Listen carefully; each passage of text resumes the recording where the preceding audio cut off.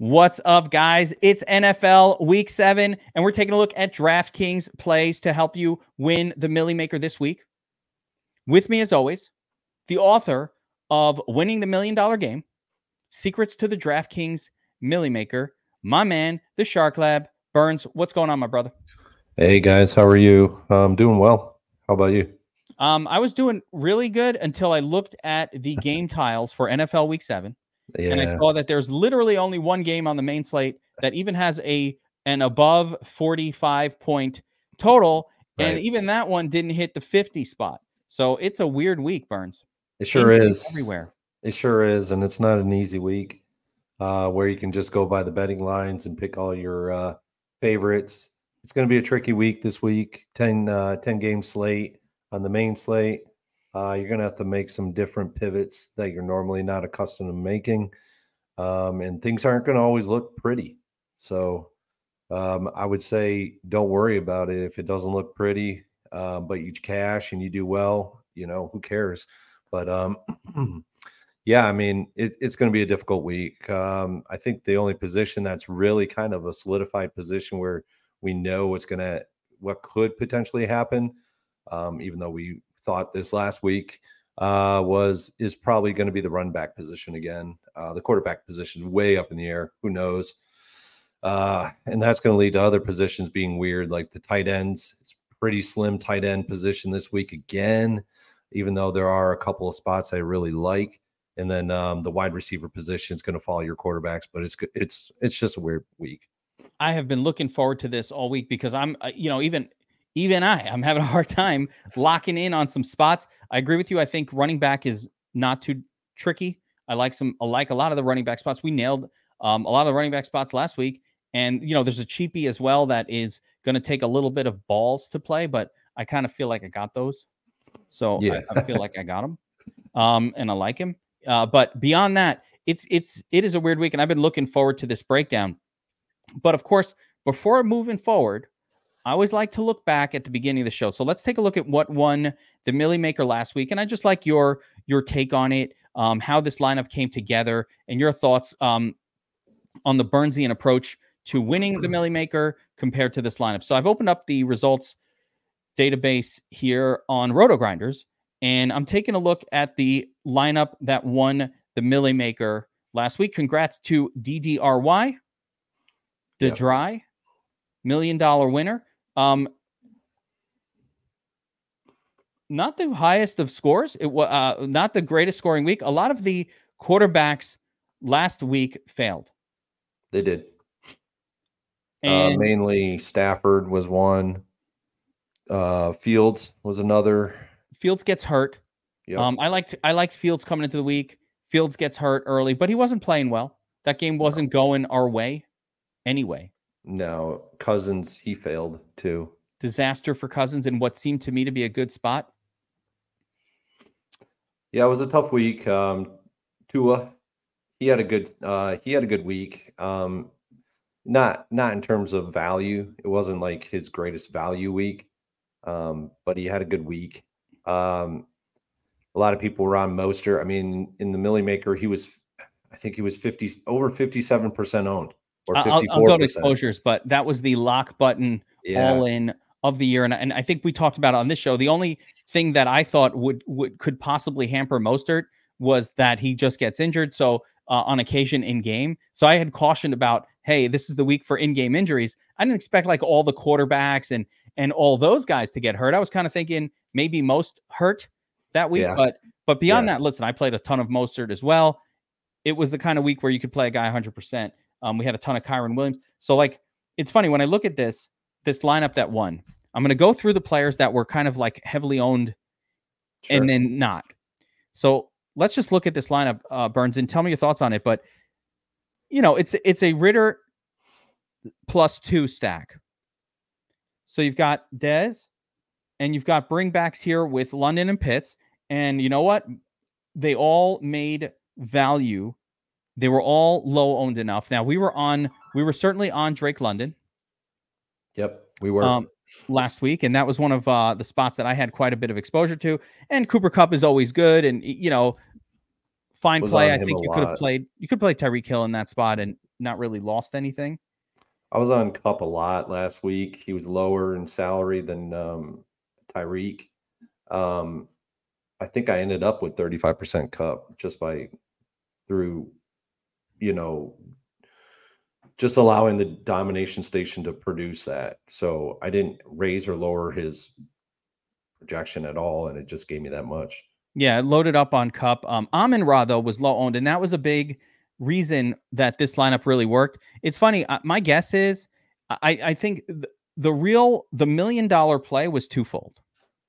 Mhm. So remember, there's not a lot of correlation going on here. It's just a Des Ridder. You've got Kyron Williams and Cooper Kupp, who are both kind of like chalky spots from this LA game. So he got on the LA game without getting on the donkey play of Matthew Stafford, which was sharp in Right. case of this lineup. And in a non-correlative, like I have 3,700 left, who should I use? I guess I'll use Rashid Shaheed. And that was the $1 million decision. Of course, hitting the right defense certainly helps. And we discussed Minnesota throughout the course of the week, like as a good defense. That was one of the, I'm surprised how low they were owned. That was one of the defenses that was definitely discussed on a lot of our breakdowns as well. I think they were low owned simply because a lot more people were on Fields. They had Fields and the quarterbacks and the wide, in the passing game in that game. And it was like, okay, well, Minnesota Vikings became an afterthought. I think one interesting thing about last week was sort of the breakdown of ownership projections, because Fields was not projecting to be high owned at all. Not DFS Army's projection wasn't great for him, but I looked at every other site that does ownerships, and it was pretty much an agreement that he was going to be somewhere in that 5 to 7% range, and he wound up at, up over 11%, which I thought was the correct amount. But right. I just wonder why it was missed. That was kind of weird. But yeah, Rashid Shaheed at 1% on. I mean, like, you get an 18 out. I don't even think, quite honestly, I think D Dry could have won this without Shaheed, just putting somebody who was wrong in there, because he actually lapped the field by 12 points. So this was just bonus. Yeah. And I mean, it just goes to show that you could still win these things. Yeah, I wouldn't have been on Shaheed. I know Raz was on Shaheed, one of the coaches for in DFS Army. He was on Shaheed on the pre-lock show, but I was not on Shaheed at all. I don't think anybody else was particularly on him. If he got into your pool through, just the domination producing it, then that's one thing. But I don't think anybody was purposely going out of their way to put him in the lineup. No, I just think, if you fell on him or I am seeing that this fellow is a mass multi-enterer. So my assumption here is this was just a run with a QB +2 run. Yeah. And what I know from like Twitter, he uses OWS stuff. Okay. So yeah, maybe they had they pushed it this week, like OWS did, that they had a $1 million winner. Oh, really? Okay, so there you go. Yeah. I'm seeing, yeah. Let's see, Ritter, Bijan, Drake, Pitts. So he obviously took a heavy stand on using enough or lots of Des Ridder, or enough of it that he just fell on the right little group. And Minnesota defense obviously was a big portion of it. But like I said, you don't really see like a lot of Rashid Shaheed versions here, but I am seeing what I would call a negative correlation, where you have even some lineups here with Dez, Bijan, Jonnu, and Drake London. So that's a little bit unusual in the run, but who cares? $1 million winner. That's how you do it. Exactly. And I think the two cheapies at the domination station were popping in almost every lineup that you produced was Chuba Hubbard and Kendrick Bourne. Kendrick Bourne, that's right. And if you had them in your lineups, you actually probably did really well too. So I fought the Kendrick Bourne thing. I'll actually show you. I'll show you my exposures from the week as I was in the flea, and full disclosure, right? So let me see if I can pull that up here, and you'll see. But I think I went about 50% or 48% Mostert. Yeah, I think it was 40%. Mostert last week. And this tool just does not work all the time, and so it's difficult to do this on a show. But I was going to try to pull it up, but I believe it's once again this thing just breaks constantly. Yeah, I think they try to cross section with Fantasy Labs, so Yeah, they're this is pulling from Fantasy Labs, it's and it powered doesn't by always work. yeah, it's powered by Fantasy Labs. So I don't know. Yeah, it's not really working. So you know what? I'm not gonna show it because I don't want to sit here and wait for that thing to pop up. But yeah, I just didn't have enough Ritter in my run to get to that. I had plenty of Tua, but those Tua lineups didn't really hit for takedowns. Had the Mostert. One thing that burned me was a lot of Montgomery gets hurt in game, and I had a ton of Fields. I really went over the field on Fields. I was right there with you. There was a second quarterback that I was very heavy on that also didn't work out. Burrow. Yeah, Burrow and Fields. So, hey, that's how it goes. But we've got another week, and we have another week set up where it's going to be difficult. Yeah, and there'll be a lot of chalk on some high salaried guys this week. I could see a lot of ownership being on these 2 or 3, maybe even 4 guys at the top of the range in the salary. Obviously, Mahomes being in the highest totaled game with the Chargers. So consequently, you're going to see a lot of ownership on Herbert this week as well.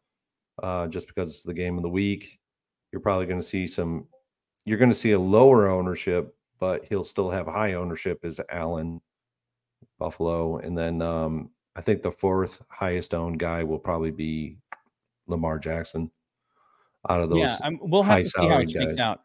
My general feeling is that there are some discrepancies between FanDuel and DraftKings this week as well, which make the week kind of interesting. But my general feeling is we won't see massive ownership on any one quarterback at all. I think we're going to see a massive spread.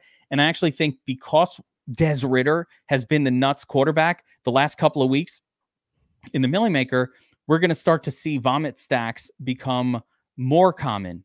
You know, Howell, and you could go back to Ridder and all these kind of mediocre quarterbacks, which is an interesting turn from what was happening last year, where you had, last year was like play the stud QB.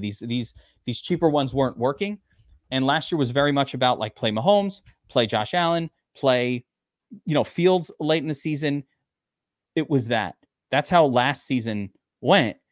And we're not that deep into this year, and it is not going that way. We haven't had a single had-to-have-it game out of Pat Mahomes.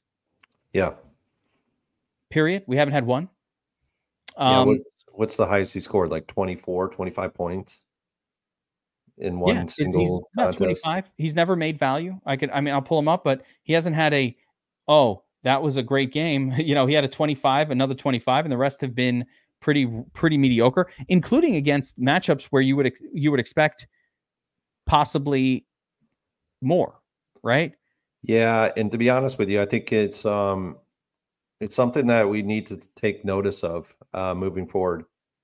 58% of the time, winning Millie Maker lineups or the top 20 lineups of the Millie Maker are targeting the 6K salary range, and so that's really where the bulk of these 6 weeks, 120 lineups, 58% of those 120 lineups is gravitating towards the 6K range of the salary for quarterbacks.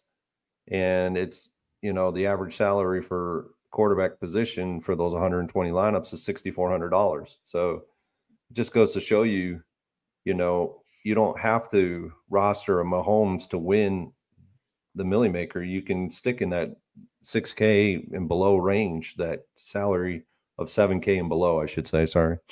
Yeah, I think one change, Burns, that I've noticed this year is, I think DraftKings in particular priced up quarterbacks a little bit higher at the stud level than what they were last season.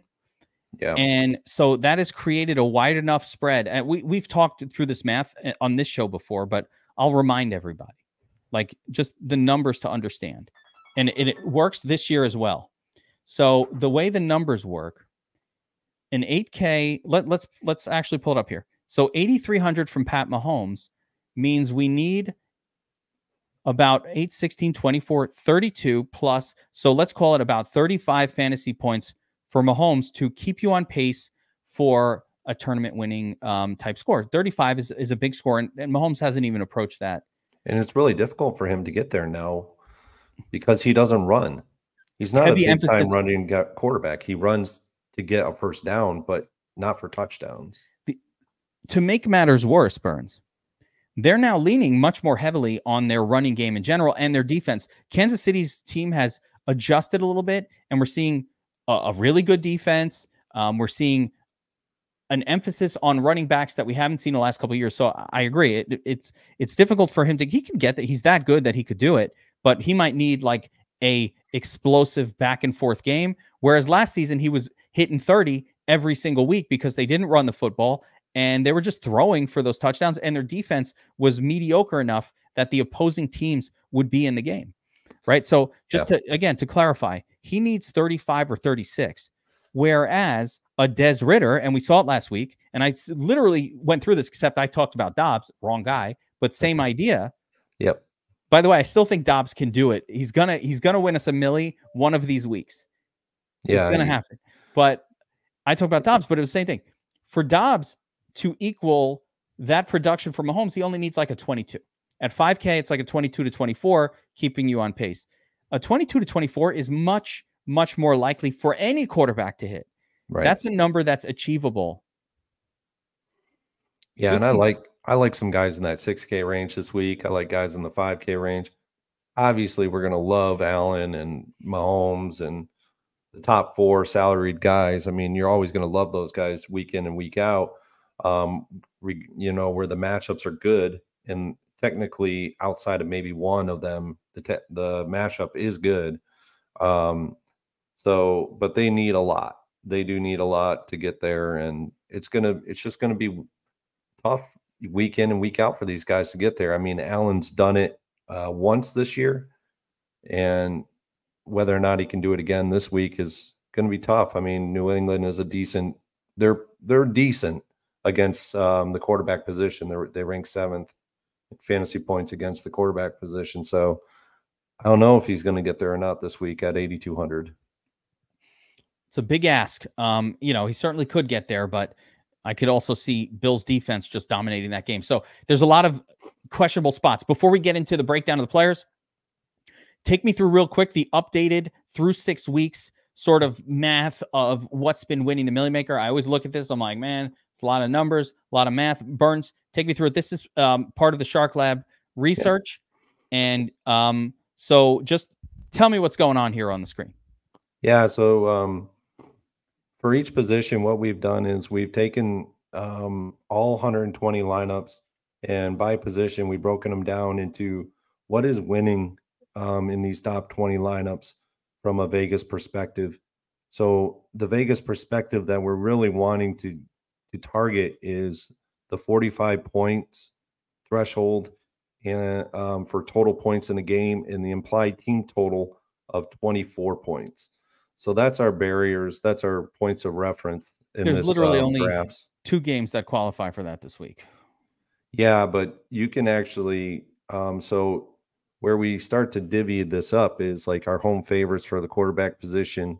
We start to look at that, and so the 45, and we'll look at it from a perspective of the 45 and greater and the 24 and greater. So 61% of the time that is being hit within the Millie Maker lineups. But if you go to the last column in the quarterback section for home favorites, it's under 45 total points in a game and under 24 implied team total, and that's hitting 33% of the time. So it's still a pretty significant percentage of the total.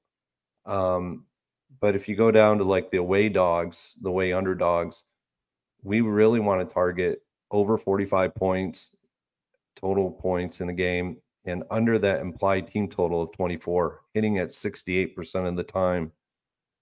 That's significant. And then the other targeted percentage in the away dogs is the under 45, under 24, and that's to be expected. Away favorites, it's hitting just about equal to what the home favorites is. of the applied team total of greater than 24 and the total points in the game of 45 at 64% of the time. The home dogs, it's similar to the way dogs. You want that greater than 45 total points in a game and under 24 points in implied team total. So, these are some things that we've seen researching the 120 lineups, and it's by position. So I'm not going to go through every position, but it is by position here, and this just gives you a really good starting point. And then from there, you can look at the metrics of how defense is against the quarterback position, how many fantasy points, are they in the top, are they in the bottom 15, 17 of teams giving up fantasy points as a defense to the position? Are they a bad defense against a particular position? So this is your starting point, and then from there you have to utilize all the defensive metrics versus the position metrics. So it's a good baseline. I like it. I love it. Hopefully we can identify some of these spots this week, because it is a tricky one. Again, I'm just going to roll up here to the game totals here on the Domination Station Optimizer, and just in the game tiles, and just a visual, 43, 37. I mean, backup quarterbacks. This one here, two good defenses, backup quarterbacks potentially in this one with the Colts and the Browns. You've got the terrible, you've got a good team total here, but the terrible Patriots offense that could get dominated. Giants, maybe backup quarterback, good defenses at this 37-pointer. I mean, there's just so many bad games. And then we get to sort of the afternoon slate, and so the early slate just looks anemic, and then the afternoon slate looks a little bit better, sort of capped off by this KC Chargers game, which I think maybe even has more appeal than it should. That's another one that I'm not sure about. Players are priced maybe a little bit higher than what the likely results are going to be in that one. So it is a challenge this week. So let's get into it. I mean, at that top salary range, we got four guys. We got Mahomes at 8,300, Allen at 82, Herbert at 8,000, and Lamar Jackson at 7,600. I can basically take one right completely off the board in and of itself. Even though they're in the highest projected total point for games, I take them right out completely as Herbert. The reason why is Kansas City has been very good this year as a defense. They're actually top 5 against the quarterback position in fantasy points against. So Herbert, for me, yeah, he meets some of the criteria from a betting lines perspective, but when we look at all the other metrics around that, he does not meet the bill, and therefore I won't be rostering him at anything. I'll have zero ownership of Herbert this week. I like it. I'm just popping up the Statsational power ranking sheet here. I love this sheet here. Yeah, this is like what you need in order to dominate DFS beyond all other things. And you could see here that what you just said is reflected in the projection for the Chargers. Now, of course, Eckler's coming back, and I think some of this rushing yardage will change, and I actually think it will increase significantly for the Chargers. But the prediction on the passing yardage is 229, which is significantly below what you would expect. And I'm going to go find Kansas City and try to understand. So Kansas City is allowing 33 yards below expectation to opposing wide receivers. Effectively, this means their pass defense is pretty good. You can note here that the best pass defense in the league at this moment is Cleveland by a lot. Yep. But KC is up there and kind of similar to Baltimore and Buffalo, sort of these teams that we already consider to be pretty good. Yeah, another one is Atlanta. That's why those games are really projecting very poorly. So the sheet here absolutely agrees with what you're saying about, and it's kind of like the preseason thing that we talked about as well, where you're kind of like, in these high total games or the better games, maybe focus on the favored QB. Yeah. Oh yeah, for sure. Yeah. So I think it won more often than not. Was in that highest projected game total games. The underdog in those games was like very sparingly utilized in winning Millie Maker lineups, whereas the other side of the bill, the favorite guy was utilized more. So I I just don't like that passing offense for the Chargers this week. Eckler coming back basically takes Keenan Allen out of the game from a receiving perspective. He's been really great with Eckler on the bench, hurt. So as being the number one guy, and then Mike Williams goes down, and then all the targets are going to Keenan Allen. So heavily he was heavily influenced in fantasy scoring by injuries this year.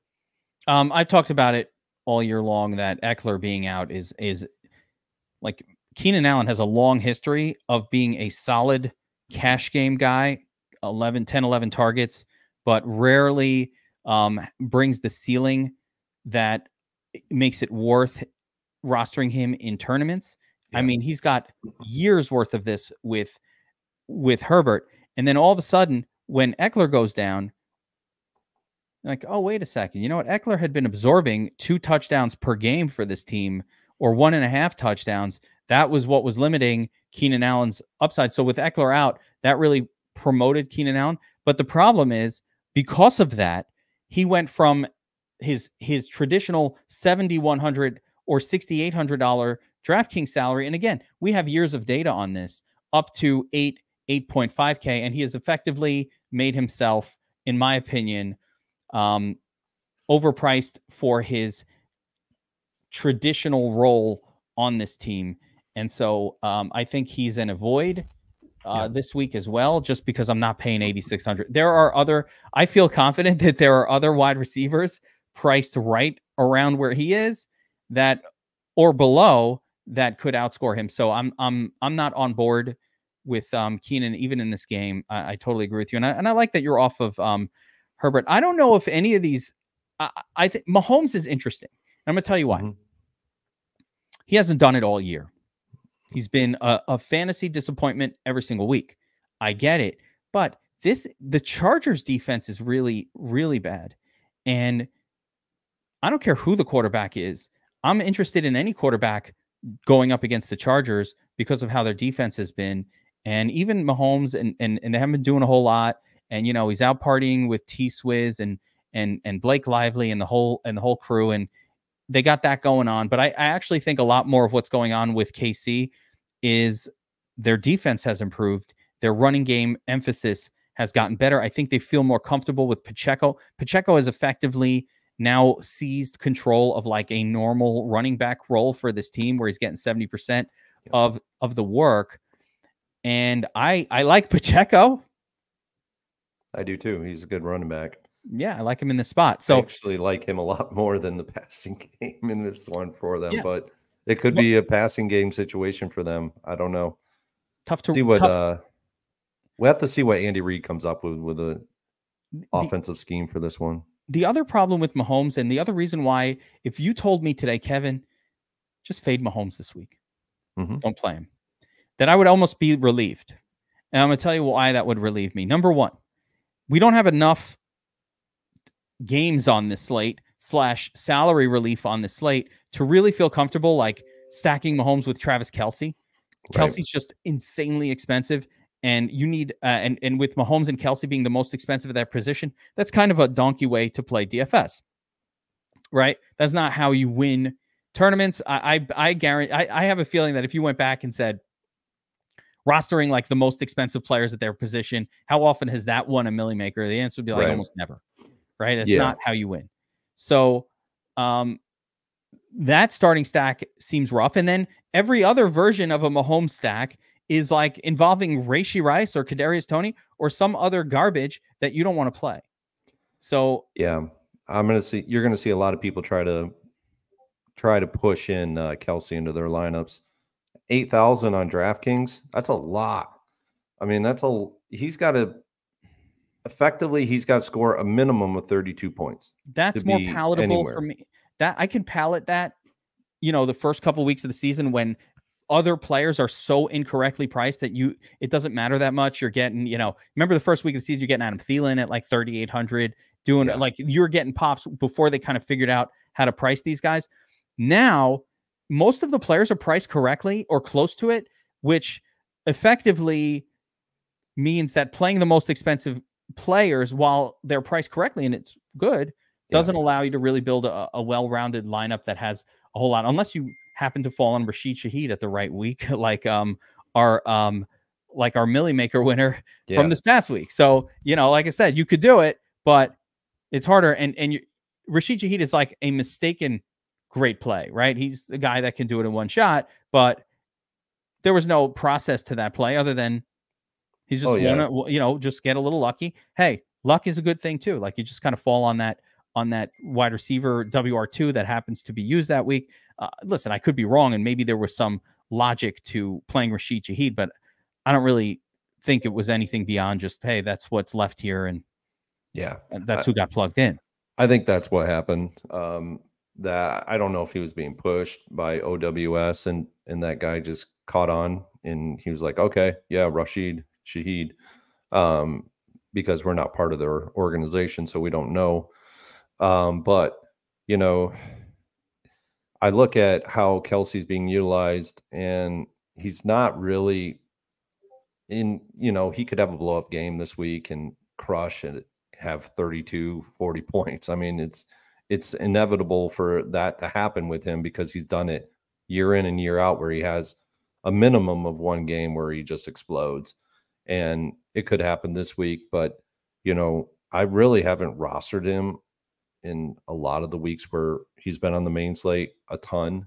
I think I might have gotten 20% on him one week, but that's about as much as I'm willing to probably go with him because of the fact that it takes a minimum of around 30 points for him to pay off his salary at $8,000 on DraftKings. And then I think it's even higher or more egregious on FanDuel. I think it's like almost 9,000 on FanDuel. I like it better on FanDuel because FanDuel does have a little more touchdown equity. Yeah, like those touchdowns that like DraftKings, it's much more about receptions and crossing 100 yards. FanDuel, you get the touchdown, you're already like, okay, yeah, you're in a much better shape. All right, so I agree with you. I think it's difficult. As much as Mahomes is in the best matchup of the week, it will be difficult to roster him and stack him where you feel comfortable. Could you play him as a standalone play? Probably, but again, it's not something I feel super great about. And you could pair him up with a Rashee Rice, and I think it's okay as well. Like if my assumption is if Mahomes is coming out and he's putting up 37, then he will find one of his wide receivers and create a good day. And Justin Watson's hurt. They have fewer wide receivers right now than they've been using. So I actually think there is some possibility, especially with Watson, who was like a 70% on the field guy, didn't get targets, but at least he was out there all the time. Maybe with him out, maybe they'll just keep Rashee on the field a little bit longer, or Sky Moore or one of these other turd names at wide receiver that they have might emerge. So we'll see about that. You mentioned the other guys. Lamar Jackson, he's at home in a nondescript spot against Detroit. And when I say nondescript, I mean, the total doesn't really stand out. It's not like the Baltimore offense has been producing well, although I think it's been a lot more just random players dropping balls and that kind of thing that it has been like Lamar not play. I think Lamar actually has been playing well this year. I think a lot of when I watch the game, I'm like, dude, that dude dropped a pass. Rashad Bateman is actually terrible. Yeah, he is. This is probably one of the highest efficiency years I've seen for Lamar in a while. He's over 90 on a QBR, which is for him, he's usually in and around 85, 83, 80. But he's up above QBR of 90.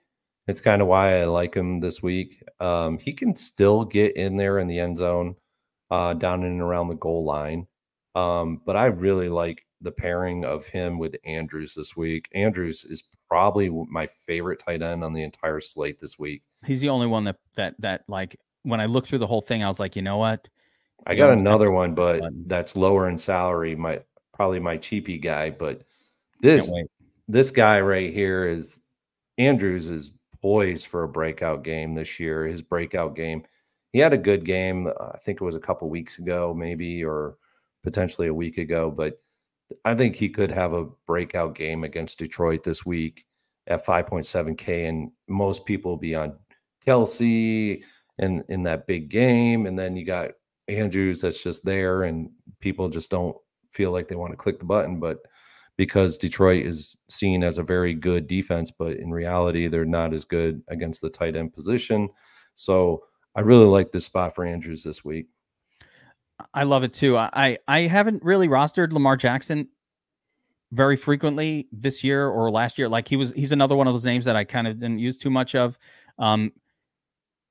But the times when I like to use him are when Baltimore goes up against a quality opponent on offense that can score. Now, Detroit is kind of all over the place, right? They're a good defense too, but they're a good offense this year. Mm-hmm. Amon-Ra is there. The running backs, a little weird, whatever. Is it Gibbs this week? Do we know if it's going to be Gibbs? I don't know. He's got a Q tag. Craig Reynolds got a Q tag. The whole thing's got a fucking Q tag. I don't know. So that's going to force them to throw the ball a lot. Yes. So both sides of this game start to be interesting, even though it doesn't stand out from a game total point of view. And especially the Lamar Jackson side. Like I said, he's priced up by these other guys that are going to be, I think Mahomes will suck people in. And again, I don't see as much rushing game upside from Lamar as we had seen in the last couple of years. But I also think that, again, watching the last couple of games, if Zay Flowers doesn't fall over his own feet for like 2 potential touchdowns in last week's game, that just like he fell. And if Rashad Bateman just doesn't like not remember how to catch a football, and like there are just situations happening in these games where you're like, whoa, that was really close. Like we saw a really close to the breakout game from Zay Flowers last week. He just like fell on a play or just didn't run at the right moment. I can't even, all I know is being like, oh my God, this almost went from an okay day to holy shit, slate breaker day. That's coming. Oh yeah. He's going to be a good one in the NFL. I really like Zay Flowers and what he's doing with this offense. And it's just going to, his role in the offense is just going to continue to grow week in and week out. He's going to be, I'm starting to think maybe Marquise Brown is actually good also. So, but I think that Zay Flowers can replicate that. So a lot of good stuff there. I love them. Andrew's call. That was my, first look tight end as well, because I went through the tight end position. I'm like, there's a cheap one. I want to see if I'm on the same one as you. So I'm super curious about it. But let's first of all, reminder, hit that like button, subscribe to the channel. If you like this content, the math behind a lot of the stuff, Burns, bring in the heat. If we want to keep this type of show free and open to the public, we need your support. Hit that like button, subscribe to the channel. Let us know you're out there, and let us know your favorite QB wide receiver stack in the comments section below. All right. So we talked about the expensive guys. Mm-hmm. Lamar, Herbert, Mahomes, Josh Allen, all of interest. I don't want to get too deep into Josh Allen. Listen, it's another game where you have a quarterback who's massively favored. Yep. Can go a lot of different ways. But the Bills tend to throw for touchdowns. You don't have to be scared of Josh Allen as a massive favorite. This is years worth of data. Even though that maybe hasn't worked this year, I have years worth of data that says that Josh Allen as a massive favorite can produce 30 plus. Yeah, and he's been very good against New England in his career. Him and Stephon Diggs have been very good against New England in their career. So I really don't see that as a problematic spot. Actually, that's probably the best pairing in this contest is Allen to Diggs, and then maybe a secondary or tertiary stacking pairing is Dawson Knox in the tight end position. If needed, right? But maybe not needed, right? Gabe Davis is okay too. And I think no matter what you're doing there, what I love about this game from a potential for Josh Allen perspective is just that the Bills don't really force it too much with the running backs, especially for touchdowns. And on top of that, the Patriots are actually quite good against the run, which makes it unlikely that Lats Murray will come in and like vulture even one touchdown, right? As long as Lats Murray isn't sucking in a touchdown himself, and if we assume that the Bills can get 4 in this game, if Allen has a piece of all 4 of those, he has a great shot to put up a 30 plus, which is what you need against his score. Like you need the 4th touchdown, or you need the 300-yard bonus, or you need to run one of those touchdowns in. To break 30, you can't do it throwing for 270 and 3 touchdowns. That doesn't get you there. You need either the 4th touchdown, and he needs to break 30 to be worth rostering up here. With that being said, let's talk about the non-elite quarterbacks on the slate and where we're going. We're going to talk about some pay down options and what stands out. If there's any math to this, or are we just throwing darts? I'm going to mention a couple of them, and I just want you to kind of give me takes, because there's a lot of these guys and they're all in weird places. Stafford at 6,500. I'm just going to tell you guys this, and it's very simple.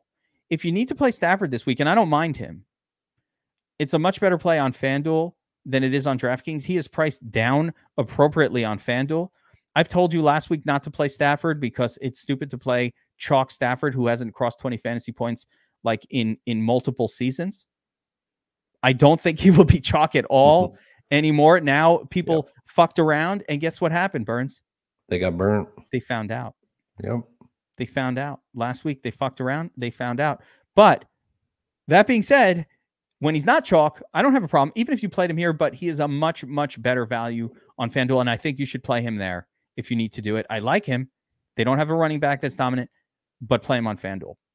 Oh, I couldn't agree more. I think 6,500 almost puts him out of range to meet value. He's going, if he does anything remarkable, and by all standards, Pittsburgh is not a great defense. I actually really like Stafford at home more than I do on the road against Pittsburgh in this contest. And then it's a 4:00 game. Pittsburgh's normally accustomed to playing 1:00 games on the West Coast. He could potentially score 20 to 27 in and around there, which for Stafford this year, it would be remarkable. He's not really crossed that 20-point barrier more than once or twice this year. No, hasn't done it. Oh, yeah, he hit 20 once. Yeah, so once. So it'd be pretty remarkable. And I don't know if he carries Cooper Kupp with him this week. If he's going to get there, I think it might be Pakua Nakua this week. They both probably get there if he gets there. But here's my thing with Stafford. I do think he can get there. I do think he can get you 25. I think he can get you 27. He has that in him. Lowered running back focus on a week like this. But again, it just does not make sense to me to push him here at 6,500 when he is effectively 7 or 8 quarterbacks cheaper on FanDuel. So it's just like, if you play on both sides, and I know we're talking DraftKings Millie Maker strategies, if you play on both sides, don't tell me, Kevin, he scored well. So you ruined me by not saying to play him. I didn't say, I said just play him on FanDuel, where you'll get significantly more benefit from a 24 or 25 point performance than you would here, where he's priced effectively so close to some of these other guys that it almost ruins it. I don't know how else to put it. And I'm looking to see what, so Kupp is 9,700 on FanDuel. He's becoming to the point where he's out of range for even meeting value now. 9,700 on FanDuel. He's got to score a minimum of 2 touchdowns to pay that salary off. When you have 30, Nakua, you got Nakua down there at 7,300. I mean, he's even a better value play. Nakua is on FanDuel than he even is on DraftKings. The problem with Puka is he gets there with the targets, the catches. Yeah, it's not so much touchdowns, and also he's now in that sort of secondary wide receiver. This Rams offense has existed for a while, and it's very focused on Cooper Kupp when he's in the game, or whoever's in the slot. And Nakua will still get targets, but I think he's significantly overpriced for his role as well on both sides, because he's still priced based on when the game's without Kupp. So I think we need another week or two of shrinking that Puka. Like, Puka should be where Robert Woods traditionally was in that offense, which is more of like a 5.8K guy, not a 7.7K guy. I know I look at things like that, but when offenses haven't changed, that's how I look at them. But let's go through some of these other spots, Burns, because I do need to find actual low-cost quarterback wide receiver stacks to build in a week like this, where, again, there is some salary relief if you want to take some major risks, at running back, or at least go with effectively Zach Evans at running back. Like that's your salary relief guy. So there is some salary relief, but not that much. And the wide receiver group is just really something you want to pay up for. Not that many games. So let's take a look at some of these other spots here. Moving down. So you got Jared Goff. I don't like that on the road at Baltimore. I think that's just not that good. Right. Yeah. I'm in the same boat with you. Baltimore's a pretty good defense against the quarterback this year. So effectively, Jared Goff, I mean, if he is, under 1% owned again and he goes off again, so be it. But it's just not a good spot for him. Yeah. Jordan Love's on the road against a really bad Denver defense. Jordan Love has been bad the last couple of weeks, but he certainly has the ability to put up a 25er in a spot like this. Yeah. Christian Watson healthy. How do you feel about this? So just where are you going at these cheaper? I like Love a little bit. I think Sam Howell maybe could be of interest. Yeah, so I really like Love this week. He's on the road. But Denver is a defense that is really porous in their secondary outside of Surtain. And they do on the shadow reports have Surtain shadowing Watson this week, but I'm not really sure if he's going to fully shadow him. They play a good amount of zone. So like they are playing some zone, right? Like, yeah. And the other thing is maybe that makes Dobbs an interesting low-owned pivot. That's where I was going to go with it. Like I really like Dobbs as the pivot off of Watson this week at 4.9K. And pairing him with, Jordan Love this week is a good pairing. I think Jordan Love can get there. I think he's a guy that can get you 20 plus this week. I think he could throw 1 to 2, minimum of a touchdown. I think he's going to throw a touchdown this week. I think he throws 2 or 3, to be honest with you, against this pretty porous secondary and defense as a general for Denver.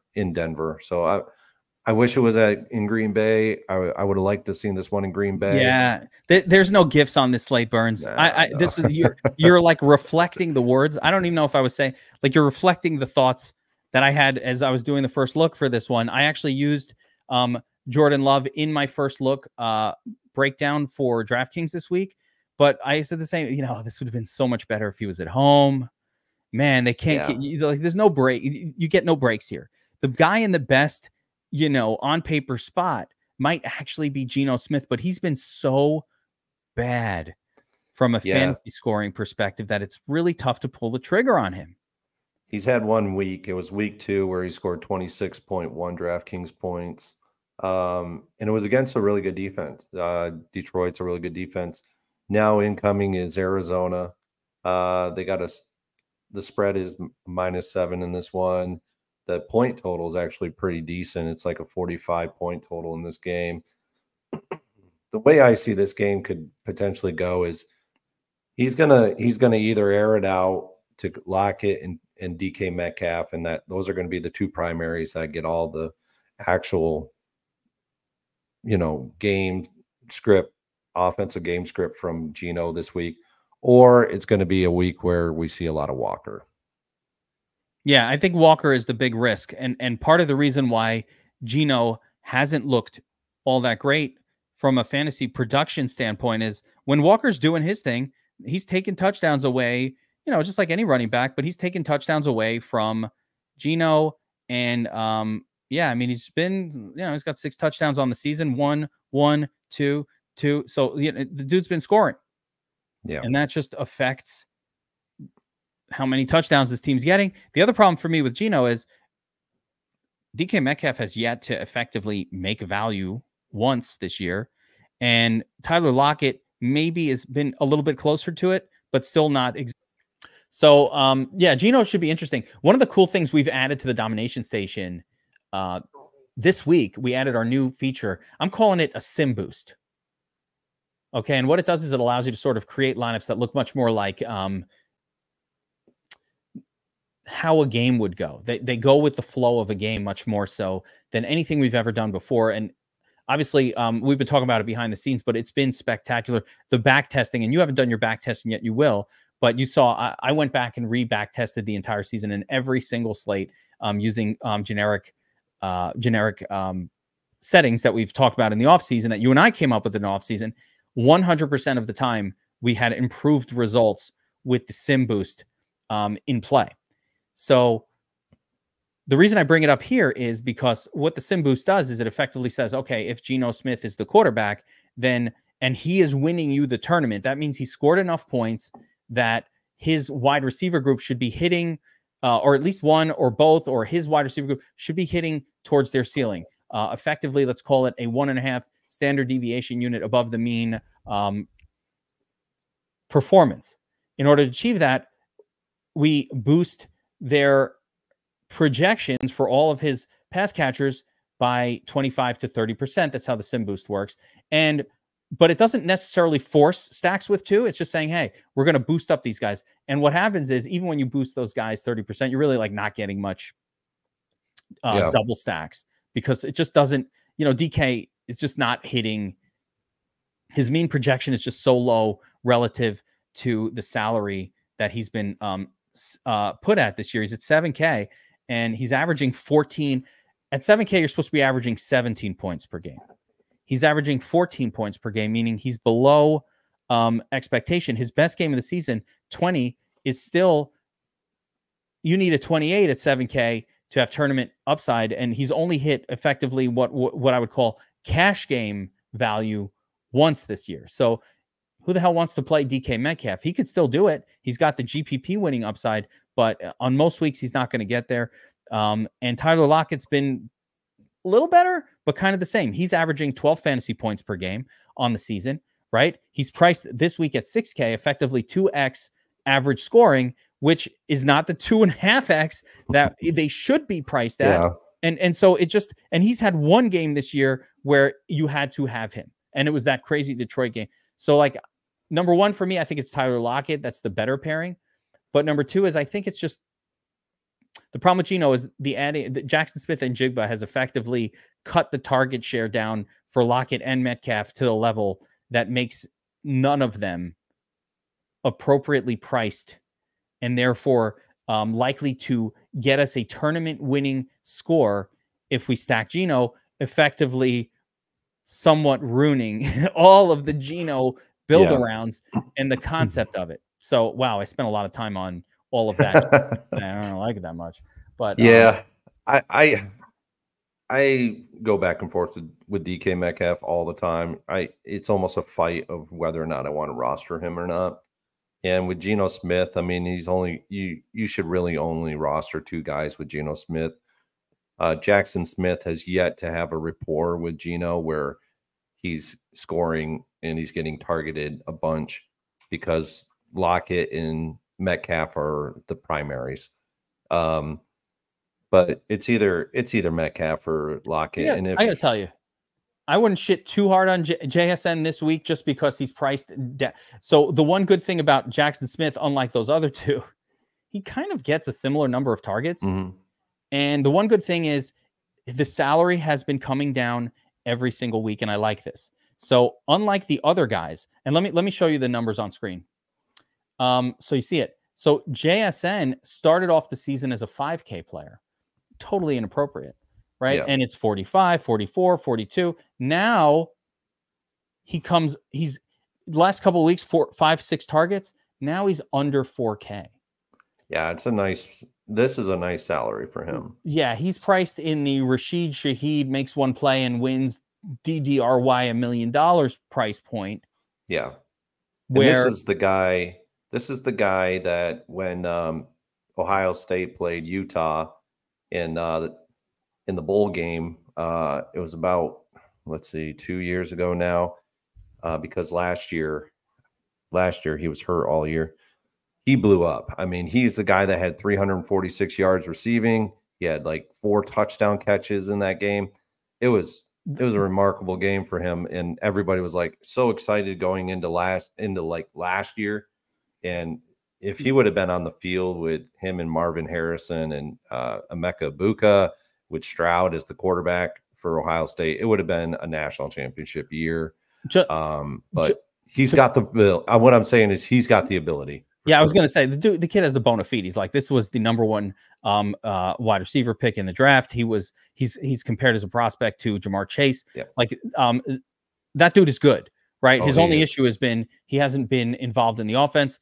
It could happen at any time. So I like that price point. If I had to play Geno, and definitely if I was playing Geno in a double stack, I think that it would be JSN as the second part. But the other part of, and again, I'll continue to shit on the Seattle like situation, is the other part is they throw to tight ends a lot on that team, and that's effectively ruining it. So that ruins it. It's really and those the tight ends aren't good either. Yeah, that's why you can't play those expensive wide receivers, and it just ruins it. You're going to Colby Parkinson and Noah Fan, and who the hell knows, and Will Dissly.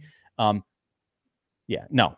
All right, so let's move on. I don't want to waste too much time on a guy in Geno that I'm not super interested in, even though the matchup is good. Other players that we can target down here that might miraculously produce some value. So, is there anybody else? Can we? I think yes to Dobbs again. I'm playing Dobbs again this week. I'm going out on it. There's a couple of plays this week that I'm going to be interested in. One, if he plays, is Daniel Jones against the Washington Commanders. Only if he plays now. He obviously, only if he I would plays. not play Tyrod Taylor in this game. I feel like it's a long shot that he's going to play. I'm not big on Tyrod Taylor. I don't know, but he's so cheap. But another guy, you could go to Sam Howell in this game. But the Giants' defense is not as bad as you think it is. I could go to Baker Mayfield this week. It's a decent game, but it's not a great game. I mean, it is not a great game. No, it's not. 37 points. No, you cannot do this. This is such a rule break. I'm not even going to allow you to say such a thing, that we can target a 37-point total game. No one from a 37-point total game that's a quarterback needs to get anywhere near our lineups this week. Burns, it's a tough one. I'll tell you. Hold on a second. I'm about to do this to you. Wait a minute. Oh, come on. I'd unfriend you. That's not how it works. No. Yeah. No. The only I mean, it's a potential spot for him. I've never been big on Baker Mayfield one bit, even when he has had great games. I've been off of him more often than not. But yeah, Dobbs is another guy. He's been in good spots the last 2 weeks. Let me make an argument for Dobbs here real quick. You ready? Okay. This is my Dobbs argument. I know I've said Dobbs the last couple of weeks, and I know I got the hate emails.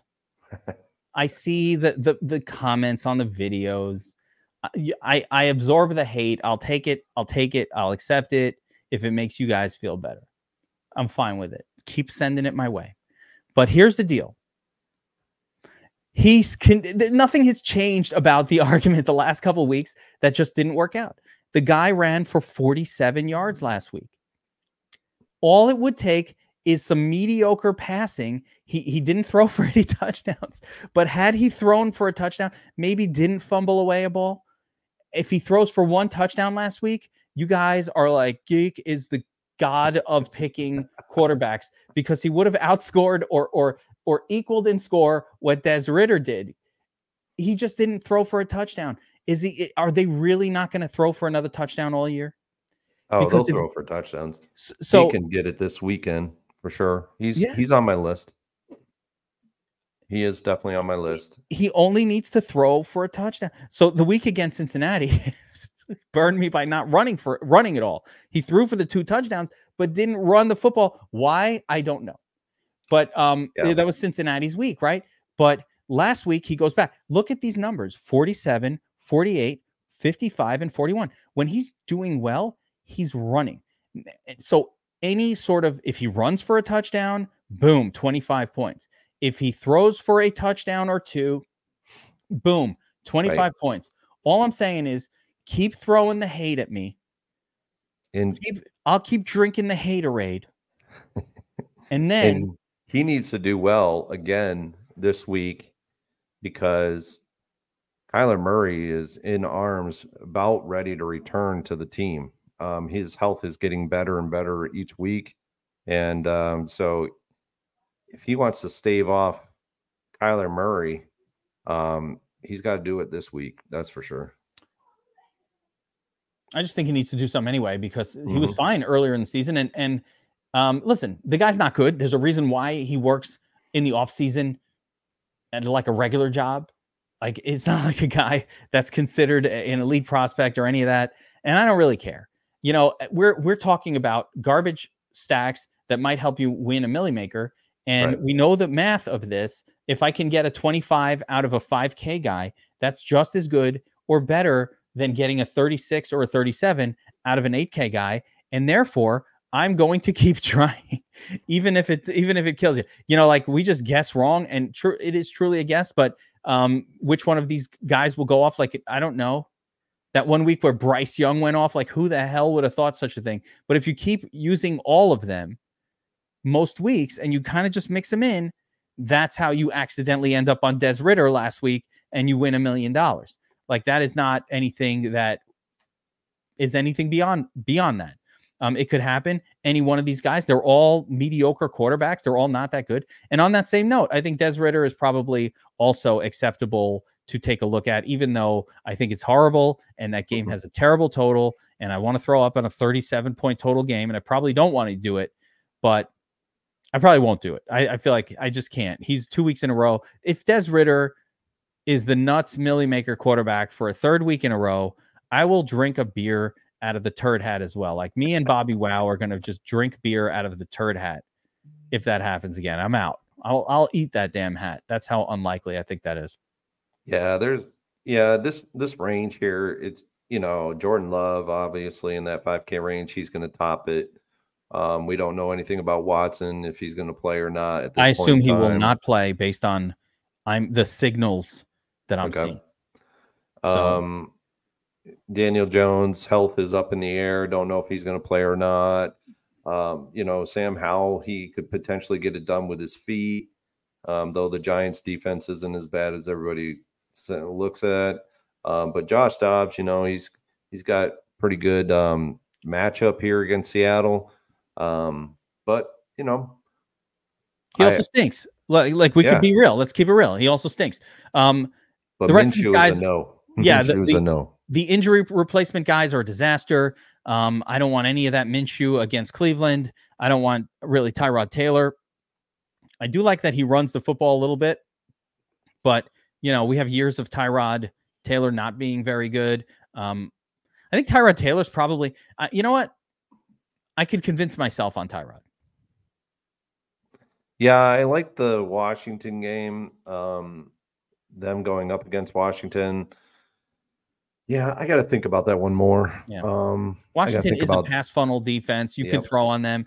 I can convince myself on Tyrod that, like, he can run for a little bit and squeeze out like a 20-pointer here. Again, I hate having to, but again, that's the kind of slate we're looking at. I hate having to, like, try to pick out which crappy quarterback might get 20 or 24 or some number that might be enough. Like, that's basically what we're doing this week, because there's no obvious, you know, this is our guy. There's Fields is not on here. There's just not these upside players, at least priced below the 8K range, where I feel like, oh, I have a shot with like a Burrow at 6K or Trevor Lawrence at 62. You know, the decent quarterbacks that get that mid salary that, you know, a few of them are going to do well. We don't have it. We don't have it this week. Let's jump over to running back real quick and kind of run through some of these position groups. What does the Shark Lab say about the running back position for NFL Week 7? Well, we got really good game where I think, you know, game script wise, if it goes this way, Ken Walker has been in multiple tournament winning lineups this year. You know, I like him this week again. Liked him last week. He was getting there. Like, he scored the touchdown early in that game, and then they just went away from him. Like, and you know, he, to pay off his salary, he's got to score 7K. He's got to get in the end zone twice, because he might even have to get the 100. He's really cross the 100-yard barrier too. He will need to cross 100. They've priced him up. You know, Kenny Walker has traditionally been more of a 6K or 6,200. 7K is not like that much more, but it does just add that element of he now needs to score more like 30 plus, but he could get there. It's a 2 touchdown, 100-yard performance. If we check the props on 2 touchdowns for Kenny Walker right now, if you go and look, I would guess without looking at it, and I'm not going to pull it open because we're in a process of a stream or a podcast here, but I would guess that's going to be about plus 500. Yeah. Implied probability somewhere in the 12% range, 12 to 14%. So give me about a 12% chance of Kenny Walker hitting for 2 touchdowns in a game like this. And that's your odds. And if he doesn't do it because he doesn't get the pass, or the other possibility would be just like a weirdly elevated passing game role where he winds up with like 5 receptions for 50. And that can help you get there with just 1 touchdown. He could get there with 1 touchdown, 100 yards, and 5 receptions for 50, because if you put that one together, now you're at 28 anyway, right? You can get to 28, but he needs 550 or some level of enough receptions and yardage off receptions to make up for that last touchdown, so to speak. Yeah, I agree with you. Moving down the board here, next guy that comes into mind here that I like is Isaiah Pacheco in this game. I like him a lot. I feel like he's going to be a staple play this week. I think so too. Let's see. Another guy that's popping for us is Jerome Ford with Cleveland, going up against the Indianapolis Colts. How crazy is it that you're saying Ford? And it's, again, he made my my FanDuel first look lineup just because, like, yeah, I know everybody's talking about Kareem Hunt, but the reality is good defense in Cleveland. Ford still with the Chubb role. Yep. Kareem Hunt with the Kareem Hunt role. This dream that Kareem Hunt is going to elevate into the Chubb role has been a dream that I've heard from people who roster Kareem Hunt for years, and it just has not happened. Even when there's no other running back, for some reason, it doesn't happen. All of a sudden, Dearness Johnson appears out of nowhere. So Ford got more carries last week than Kareem Hunt. Yeah, I like him at 5.1K on DraftKings too. Like, he doesn't have to do much to pay that salary off. What's crazy is that we had to just skip all the way down from basically. You didn't mention Austin Eckler at the top, who I do like as well, but that we had to skip from basically Walker down to Pacheco down to Ford. I mean, those are 3 guys within their respective salary ranges that are really good plays. Probably upwards of the best plays in their respective salary ranges. I mean, if you look at Ken Walker in his salary range, he's got, Bijan. He's got Bijan. He's got Jacobs. Jacobs could be interesting.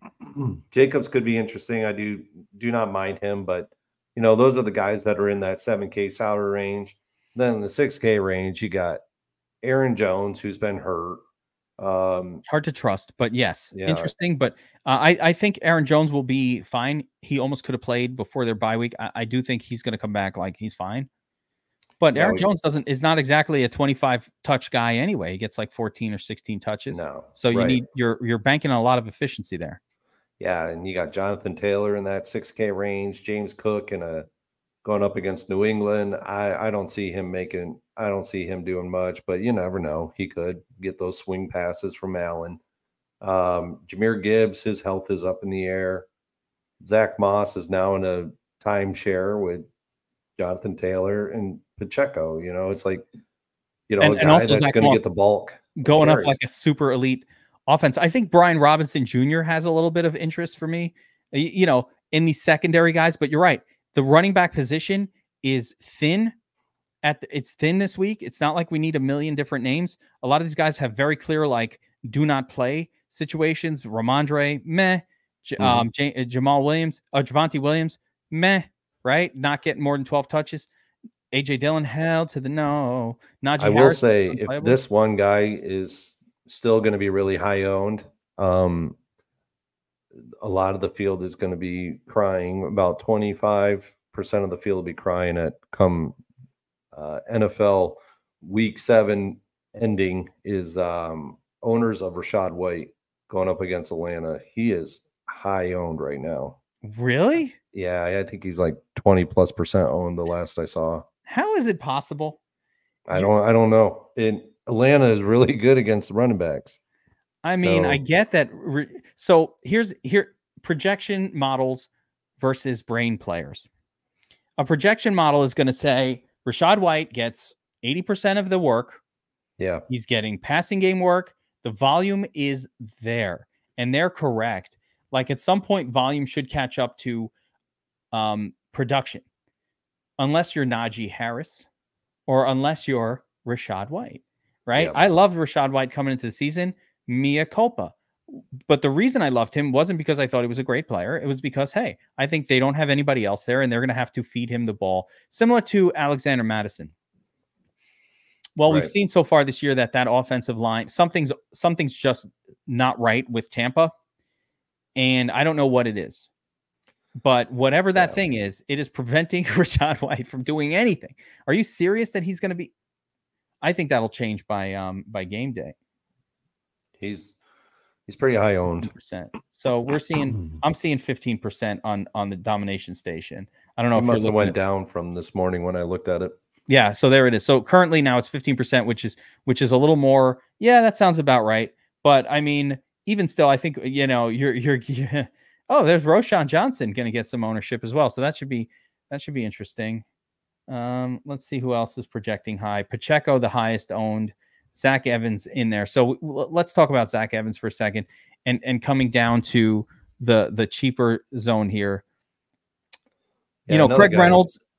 I'll let you talk about Evans, but another guy in that 4K salary range that'll probably go way under. He'll go overlooked. And maybe we need to save this for tournament tactics, but I liked him earlier in the year in a good situation against really bad defense against pass catching running backs is Jerick McKinnon this week. Oof. He's been able to do it in situations where a defense isn't very good against pass catching backs, and he's a guy that can get the wheels turning. I still like Isaiah Pacheco is the guy that I like a lot, way more than Jerick McKinnon, but we're looking at a guy that's 1% owned. Yeah, that's a win the milli maker kind of a play that is going to fail more often than not. But if it hits and you win the milli maker. We know that McKinnon's role really has been the same on this team for years, and it doesn't change, and it will pop every once in a while just because of how things are going. Or Andy Reid is like, hey, we're having a passing offense. Let's play more McKinnon this week. And you're like, why did he do that? And you have no idea. And it happens the next week. And you're like, holy shit, it happened again. McKinnon's awesome. And then it stops. So in the realm of stuff, but that play is too thin for my constitution. A little too thin for me. Yeah, I just want to talk about the last guy, which is, of course, Zach Evans. And of course, they add a little bit of, you have to actually type his name in because you can't find it at 4K. But they add a little bit of mystery with McVay now not like officially declaring this guy the starter. He seems to be first in line, but they have a bunch of dusty-ass bad running backs behind him on that team. So now we have to get into the psychology. We saw it last week with Arizona. We thought it was going to be, a couple of these other guys, and all of a sudden, dusty old like Darrell Williams shows up, and who knew he was even on that team, and gets like 9 carries. Yeah. In this case, behind Zach Evans, and you want to talk about dusty. Hoist Freeman is as dusty as it gets at the running back position. There, it's like a Latz Murray, but worse. I don't really see him as this big threat. He never was good, and he remains just a random guy who somehow keeps getting to work as a football player. It's, more power to him on that note. Then you've got like a Myles Gaskin, undersized. And then they bring back the ghost of Darrell Henderson Jr. I thought that guy was out of the NFL. Apparently he's been stashed like on their practice squad or something. Darrell Henderson Jr. to me is the biggest threat of all of them to Zach Evans, because he's at least been a starter for the Rams over the course of his career at times. And I never really quite understood why they cut him. He was starting and he was fine, and then he was cut. I don't know what went on there. But what I will say about Zach Evans, and I don't want to spend too much time on it because I've talked about him a lot already this week, is This kid was a highly touted prospect and a very, very good college football player, like Bijan Robinson level, touted proud 5-star recruit ahead of Bijan coming out of high school. And the issue with him was really like personal attitude, like stuff that is not necessarily predictive of anything, to where he dropped in the draft. So he had to leave his first school. He went to a second school and he was kicking ass at the second school.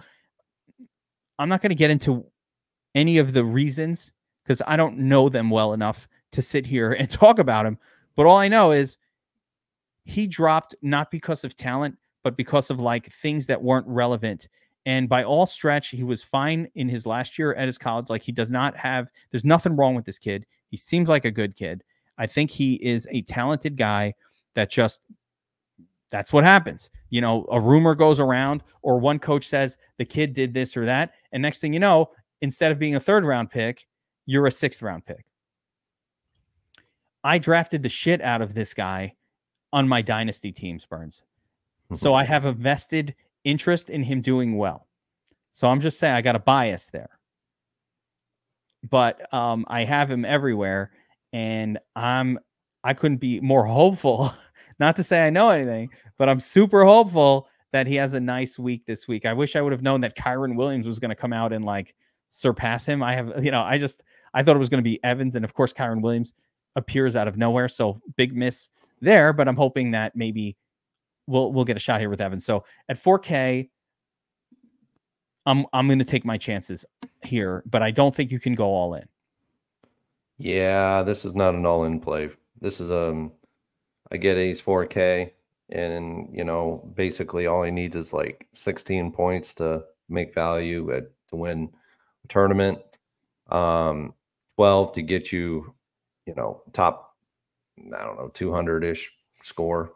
But man, yeah, this one is not an all-in play for sure. Yeah, that's what I'm saying. Not all in, but worth a shot. I will probably not be looking. So last week we talked about on the show and on the Tournament Tactics show especially why the running back position was so strong. We nailed all three of the nuts plays, which was spectacular. But why the running back position was something where you could go and put one in your flex last week and feel pretty decent about it. I don't have the same sense this week. I'm thinking I'm going to go back to wide receiver in the flex. Yep. I don't see a tight end that I want to have 2 of, and I don't really see where I don't feel happy having 3 running backs. I'm feeling better with fewer running backs based on who's available. What do you think? Absolutely. Yeah, it's a wide receiver in the flex week. There's more wide receiver, better spots for wide receivers this week. You know, basically the running backs, there's probably a grand total of about 7 total running backs that are in dynamite spots, and everybody else is just in a spot. Absolutely tricky. All right, I want to do 2 more things with the show before we bounce, as this one has we're taking a lot of time here. You mentioned a cheaper tight end, so we talked enough about tight end that I don't feel like I need to hash the entire group here. Sure. We both agree that Andrews is the best of the pay up options. Yeah. Who's the cheapie? Cheapie is Luke Musgrave for Green Bay. He is not expecting that. He is in probably the ultimate metrics standpoint best spot. Wow. I like him so much. He's probably going to be the highest owned tight end for me this week. Whoa. Yeah, he is starting to see more and more targets.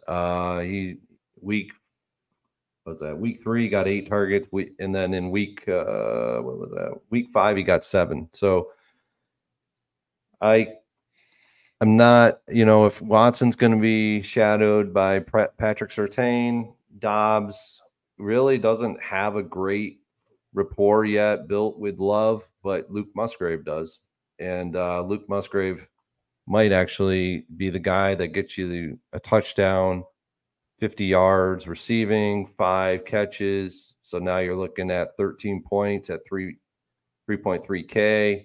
You're in and around that 5x, 4 to 5x range. So yeah, it's Luke Musgrave for me this week. I don't know what his ownership is right now, but I think he could get, I hope he doesn't get really high owned. Weirdly, I just checked when you mentioned it because he hadn't even occurred to me. Like he was not even on my personal radar. And of course, he's already projected at the higher end. He might wind up being the cheap TE du jour this week, unfortunately. So we'll see. We'll see. These ownerships really change a lot as the week progresses. So we'll see what happens. But yeah, it didn't. Unfortunately, again, the quick chat, I was like, Musgrave number 3. I didn't even think of this guy. You're like, your brain is like the ownership bridge. I don't even know what's going on here. Cats and dogs, the whole thing. Yeah, I wish he was lower owned, but I don't think it's going to end that way. Other guys that I like this week, just purely from a metric standpoint, I'm not even going to touch base on Kelsey. I just think Kelsey's in a different range. Another guy that I want to go right back to. I thought he was going to be a decent play last week. He potentially could have been. And this is kind of where I could see utilizing, and this is why I was talking about Baker Mayfield in the quarterback section. I really think you could utilize Cade Otton this week at 2.9K. And this is where I was thinking the pairing. It wasn't going to be with Evans and it wasn't going to be with Godwin. It was going to be with Cade Otton.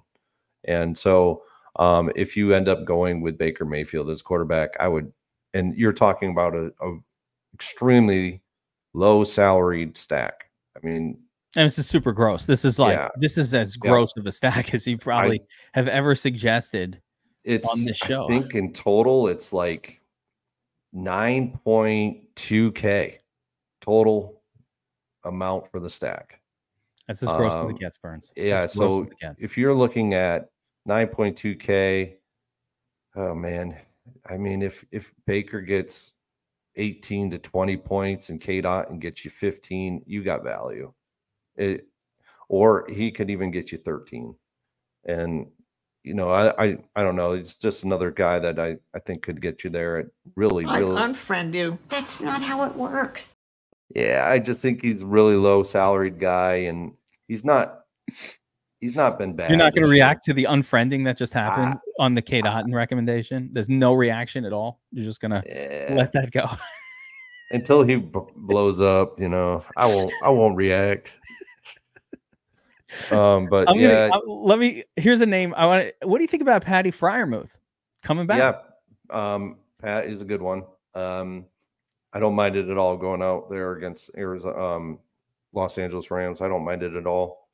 3,900 is a little spendy, but the Rams can be, they've been torched by tight ends. Yeah, another guy I'm starting to play with, and if I want to go with him or not, is Darren Waller. He's gotten 18 targets in the last 2 weeks, and he had Tyrod out there, and Tyrod targeted him 7 times. I was going to say, do we need Dimes back for this play to be relevant? I don't know if we need Dimes back, but this might actually be the pairing with Tyrod, where he gets those 7 targets, 5 catches, 43, and then he gets across the end zone. It might happen against Washington this week. Yeah, it could get there. The only other name I'm going to throw out there, and then I want to move on, Don Parham Jr.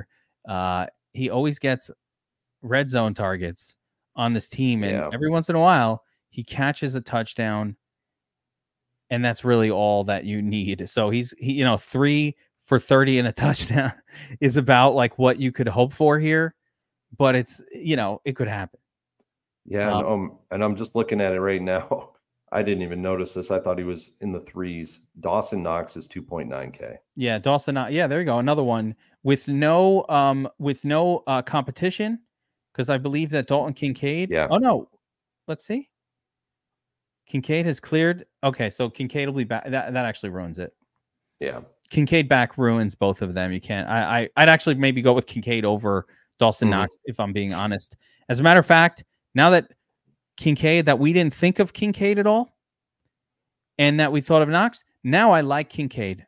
Yeah. Now I'm adding him to my mix. He's going in. No one even knows he's playing. And he is as cheap as anybody. And he's supposed to be this pass catcher. And maybe the Bills are like, you know what? Maybe we're losing because we don't have Cole Beasley here. And Dalton Kincaid is our new Cole Beasley. Yep. Yeah, I hope Musgrave doesn't go high owned because I don't like high owned tight ends. No. Let's not play chalk Ertz. No. If we can avoid it. Real quick now, a lot of people wait till the end because they want your defense pick. You've been crushing defenses on the season. So we actually crushed last weekend outside of the Minnesota game. Yes. Let me pull up last week's. And what were the Shark Lab defenses from last week? I forget, a week passes. I thought we talked about Minnesota. I know that was discussed because it was just like one, but not emphasized, but you always want to play defense against Chicago. That was like one of those things. But last week we were on Cincinnati. They did good. Las Vegas, can't remember what they did. Miami was okay. San Francisco was okay. Detroit was really good. They were actually multiple top 20 milli maker lineups. Detroit was great. San Francisco did not make value against expectations. If you paid up for San Francisco, which is I did a lot of that last week, it didn't work. It was bad. And then it was Atlanta, which was in a very good spot. They just didn't produce tournament winning score, but they were in a really good spot against Washington. So this week, let's see.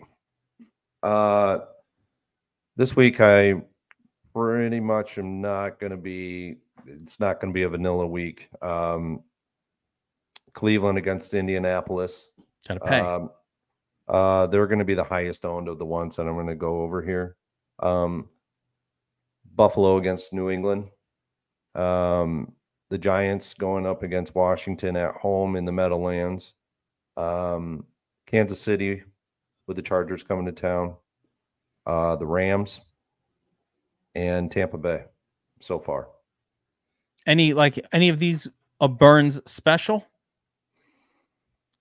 It depends on the ownership, and I'm kind of going back and forth with the total ownership. It's going to fluctuate between Tampa Bay and the Rams probably for me, but they're in different salary ranges. So if I had to stay in the same salary range, it would be Tampa Bay and Kansas City. I'll give you my Geek's shock defense of the week. Okay. The Bears. Chi-Town, yeah. I think a lot of people are going to go right back to it, especially after last week, and they're going up against Denver. No.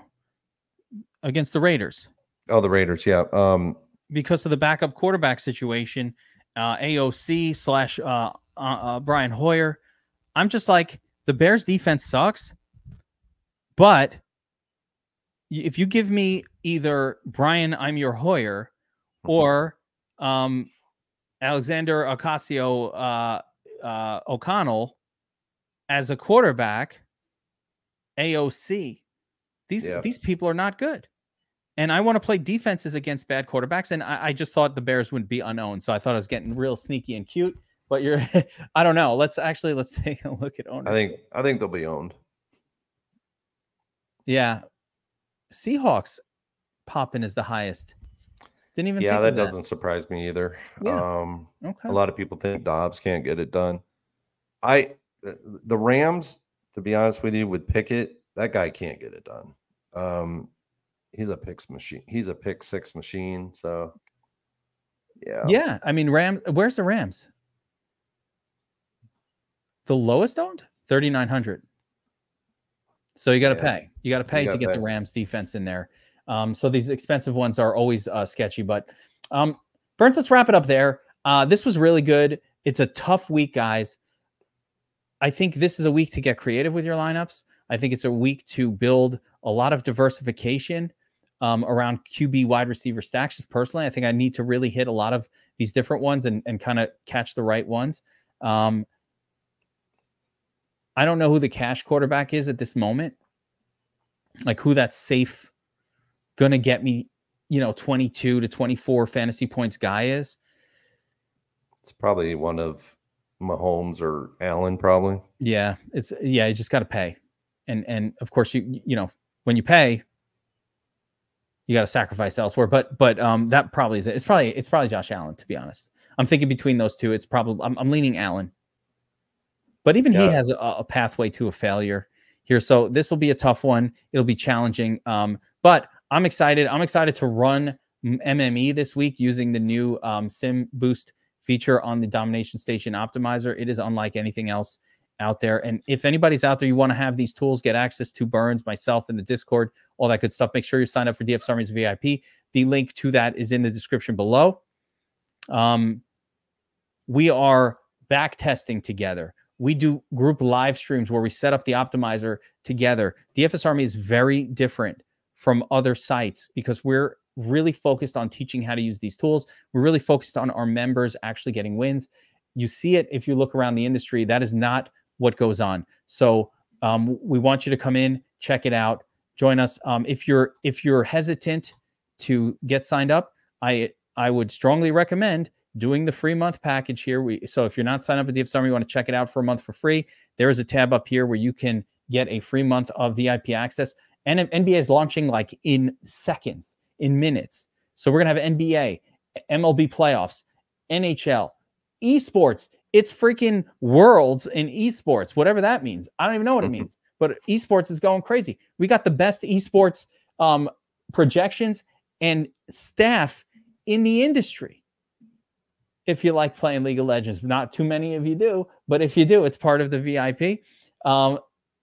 So make sure to check it out, get signed up. Burns and I will be back to see you on Tournament Tactics on Fridays, live, and of course, all throughout the weekend. Don't forget that if you want the book, Winning the $1 Million Game, the link is in the description below. Burns' book on how to attack the DraftKings Millie Maker. Get it. It's a wonderful resource. It's a paperback. It's great, and you've priced it at a fair level. Anybody could get it, $29.99 over on Amazon. You don't have to click the link. You can just go to Amazon, type in Burns Winning the $1 Million Game. It will pop up for you. Get that book. It is awesome if you want to get better at DFS. For Burns, for myself, we will see you guys next time.